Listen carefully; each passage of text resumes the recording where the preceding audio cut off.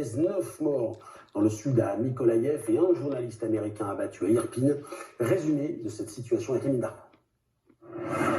Ce combattant ukrainien arrive à l'hôpital soutenu par un camarade.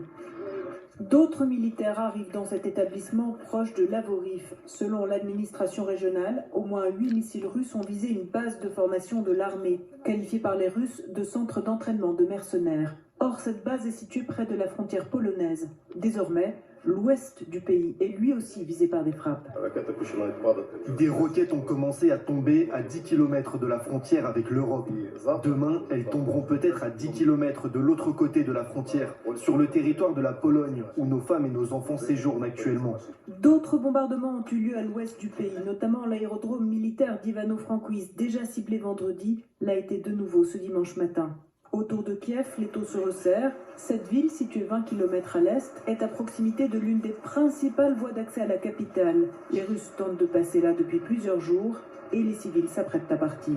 Tous les civils sont évacués. À mon avis, les troupes russes entrent dans Velika Dimerka, donc il y avait des tirs. Certains bâtiments ont explosé. Les chars russes circulent dans la ville. Les Russes vivent dans nos maisons.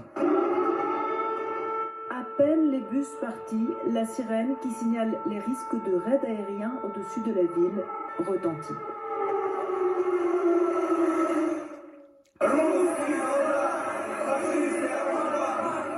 Au sud, à proximité de la mer Noire, Kherson est déjà sous contrôle des Russes.